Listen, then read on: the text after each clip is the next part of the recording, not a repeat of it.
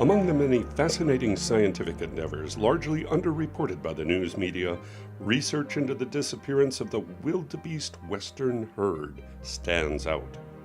These astonishing creatures, adapted to the open plains, are worthy of serious scientific study in their own right. But the disappearance of so many thousands of perhaps the most unique subspecies of the Cenozoic era has fascinated researchers for over 100 years. Over the last 16 years, I and my colleagues have immersed ourselves in research at the Redding, Connecticut Center for Wildebeest Studies. Here, computer modeling using geostationary satellite observations continue to reveal ever more detailed information regarding the grazing and mating habits of this beautifully adapted creature. But it is in the realm of paleochemistry that exciting new evidence has been revealed. Detailed analyses of molecular remains are helping to shed light on the recent and mysterious disappearance of the western herds. But before we get to that, let's review some of the interesting facts that separate the western herd from its cousins on the Serengeti. As the only marsupial antelope, the female wildebeest's period of gestation lasts less than 2 months. After giving birth, the tiny baby wildebeest leaves its mother's womb and crawls up her belly, eventually finding the pouch, where it will continue to grow until the young one is ready to travel with the herd on its own. While in the pouch, it will suckle on a unique mammary gland that provides both milk and a powerful extract of cactus eaten by the mother during gestation. This combination of nutrients will make the young one strong and healthy.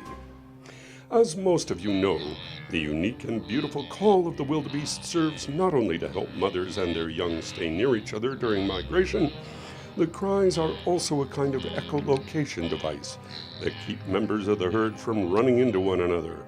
The exact mechanism for this astounding trait is still not fully understood. In Paleolithic times here in North America, hundreds of thousands of wildebeest roamed the Great Plains from the Gulf Coast to the Arctic tundra.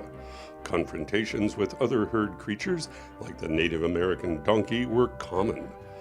Often these encounters resulted in massive suicidal charges, one species versus the other, battling over territorial grazing grounds, leaving vast numbers of casualties lying around like hairy moguls.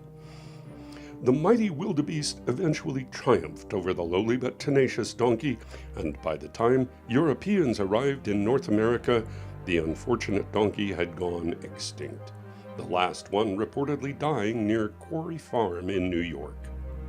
Which brings us finally to the question of what happened to the Native American wildebeest.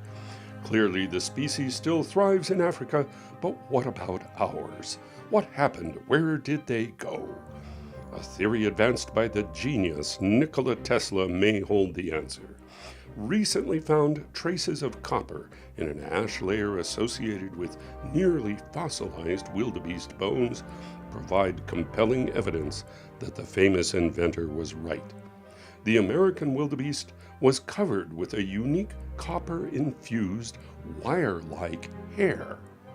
Constant chafing as members of the herd rushed from place to place generated a negative charge of static electricity.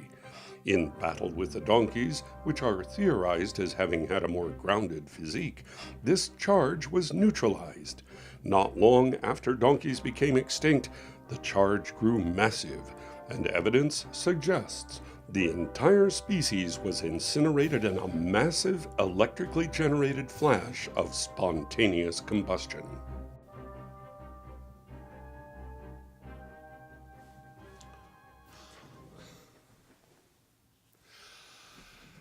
We here at the Institute feel certain that this theory, backed as it is with physical evidence, has at last settled the bitter divide that has ravaged our scientific community for so many years. The Institute wishes to thank the public for their generous support in funding our ongoing research. Contributions can be made to the Redding, Connecticut Center for Wildebeest Studies or given directly to me. Thank you and good evening.